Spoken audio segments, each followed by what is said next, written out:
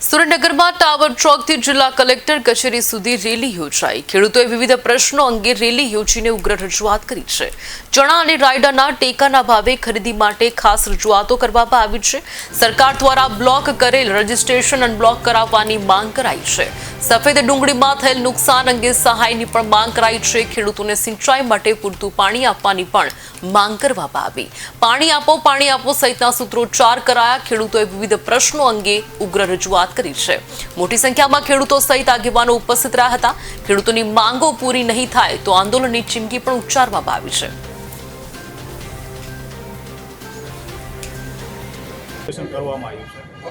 હવે એમાં સરકારશ્રીએ સેટેલાઇટથી સર્વે કરી અને અત્યારે ઘણા બધા ખેડૂતોને એવો લેટર મોકલવામાં આવ્યો છે કે આપના ખેતરની અંદર ચણા કે રાયડો વાવેતર કરવામાં નથી આવ્યું।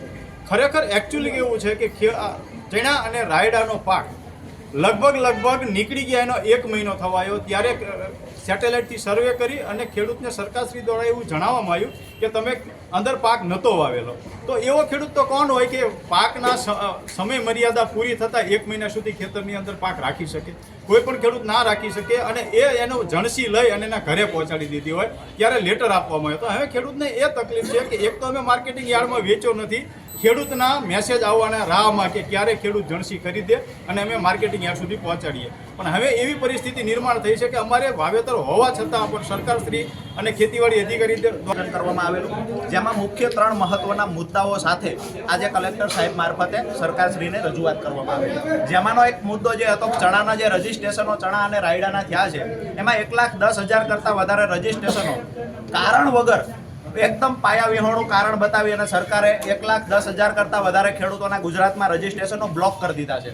આ બ્લોક થયેલા રજીસ્ટ્રેશનો અનબ્લોક કરવા માટે થઈ અને રજૂઆત હતી। એની સાથે ચણાની જે ક્વોન્ટિટી છે માત્ર ને માત્ર 90 મણની ખરીદી કરવામાં આવે છે, જ્યારે 200 મણથી વધારે ચણા તમામ ખેડૂતોને થાય છે। તો કમસે કમ 200 મણ જેવી રીતે અધર જણસમાં મિનિમમ 200 મણની ખરીદી કરવામાં આવે છે, એવી રીતે ચણામાં પણ મિનિમમ એક ખેડૂત દીઠ 200 મણની ખરીદી કરવામાં આવે। આ માંગણી હતી।